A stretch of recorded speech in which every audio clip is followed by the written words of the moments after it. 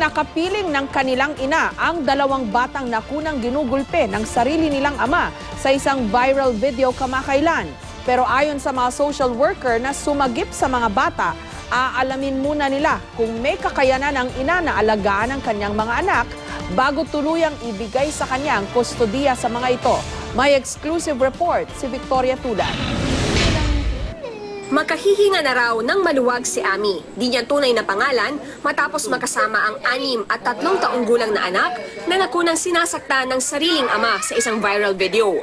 Na-rescue mula sa kanilang ama ang mga bata noong 3 linggo ng Hunyo. Nasa Cagayan daw noon si Ami. Iginiit niyang hindi niya iniwan ang mga anak.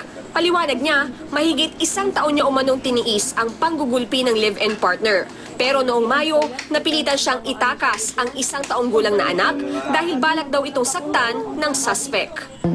May panaksak na siya, hinahabol nga po ako. Papatayin niya na nga po ako kasama daw yung baby kasi hindi daw niya anak. Sinubukang balikan ni Ami ang 2 pang anak pero bigo raw siyang makuha ang mga ito. Hanggang sa nalaman na nga niya noong Hunyo ang masakit na sinapit ng mga anak na ilang beses pinagbuhatan ng kamay. Masakit po sa akin yun kahit po gaano kakulit yung panganay namin. Hindi dapat ganun yung ginawa niya. Sana nga kung nandun lang ako, naipagtanggol ko nga daw po yung mga 2 bata. Muling nakapiling ni Ami ang mga anak noong Sabado. Ayon sa mga social worker, naging mas masaya at komportable ang mga bata na kasalukuyang inaalagaan sa Sagip Center sa Muntinlupa. Pero dahil kailangan pang matiyak kung may kakayanan ba si Ami na alagaan ang mga anak, hindi pa maibibigay sa kanya ang 2 bata.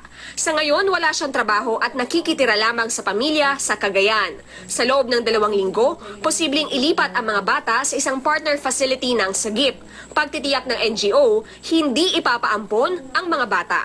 Kailangan niyang ayusin muna ang buhay niya to make sure that these things will no longer happen again.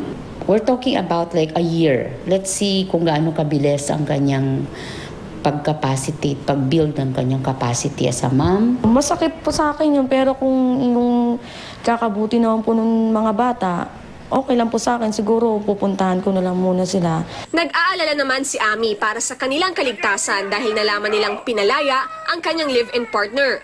Sa dokumento na nakuha ng GMA News, nakasaad na noong June 22 pinalaya ang suspect. Ayon kasi sa piskal na duminig sa kaso, kailangan pa ang dagdag na investigasyon tungkol dito. Victoria Tulad, GMA News.